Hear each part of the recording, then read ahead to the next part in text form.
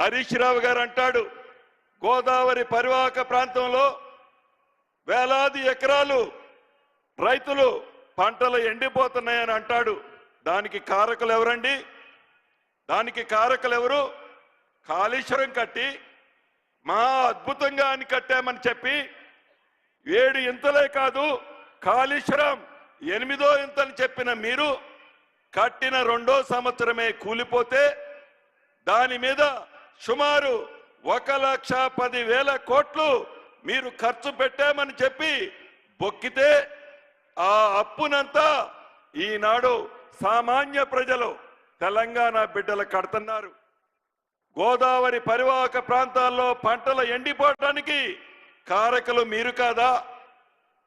కృష్ణా పరివాహక ప్రాంతంతో పంటలు ఎండిపోవడానికి కృష్ణా పరివాహక ప్రాంతంలో తెలంగాణకు రావాల్సిన నీటిని కేంద్ర ప్రభుత్వంతో మీ స్వార్థం కోసం మీ కేసులు కేంద్ర ప్రభుత్వం ఎక్కడ బయట తెస్తుందోనని ఆనాడు ఆంధ్రప్రదేశ్ ఉన్న ప్రభుత్వంతో కుంభక్కై తెలంగాణకి రావాల్సిన కృష్ణా నీటిని ఆంధ్రాకి వదిలిపెట్టింది మీరు కాదా?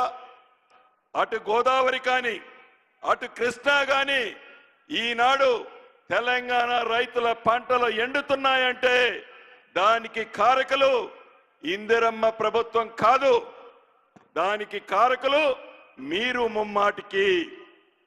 చివరగా ఒకటే, అది ఇళ్ల విషయంలో కానీ భూభారతి అంటే ధరణిని బంగాళాఖాతంలో వేసి భూభారతిని తీసుకొచ్చి రాష్ట్రంలో ఎవరైతే భూములున్న ఆసాములకి భరోసా ఇచ్చే భూభారత విషయంలో కానీ ఆర్థిక పరంగా రాష్ట్రాన్ని చిన్న భిన్నం చేసి ఆ చిన్న భిన్నం చేసిన రాష్ట్రాన్ని గౌరవ ముఖ్యమంత్రి రేవంత్ రెడ్డి గారి నాయకత్వంలోని మన ఇందిరమ్మ ప్రభుత్వం గాడిలో పెట్టడానికి కొద్ది సమయం పట్టింది.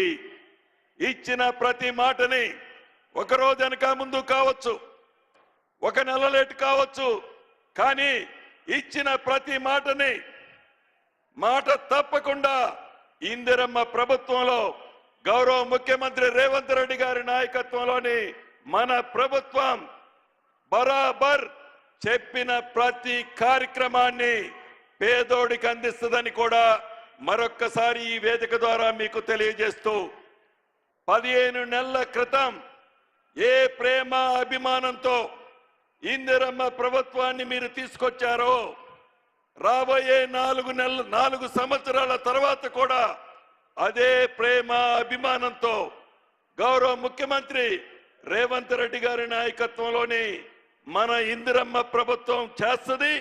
తర్వాత 5 సంవత్సరాల్లో కూడా మన ఇందిరమ్మ ప్రభుత్వమే పేదోడు కష్టాలు నెరవేర్చది అని మనస్ఫూర్తిగా ఈ వేదిక మీద నుంచి మీ అందరికీ తెలుపుతూ మరొక్కసారి వేలాదిగా తరలి వచ్చిన మీ అందరికీ కుటుంబ సభ్యులందరికీ అభినందనలు కృతజ్ఞతలు తెలుపుతూ సెలవు తీసుకుంటున్నాను. థ్యాంక్ యూ అన్న. Thank you sir. గౌరవ మంత్రివర్యులకి ధన్యవాదాలు తెలియజేస్తూ ఇక ఆయన స్వరం ఎత్తితే ఆ స్వరానికి ఒక దేశపు జెండాకుండే అభిమానం ఉంటుంది. ఆయన మాట తుపాకీ తూటా కన్నా శక్తివంతమైనది. లక్ష్య సాధన కోసం ఆయన చేసే శ్రమను చూస్తే శ్రమ కూడా శిరస్సు వంచుతుంది. ఆయన ఒక నిర్ణయం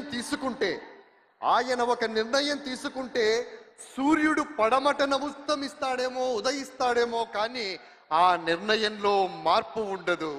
ఆయనే తెలంగాణ ప్రజాప్రభుత్వ రథసారథి గౌరవ ముఖ్యమంత్రి రేవంత్ రెడ్డి. 3 రంగుల జెండా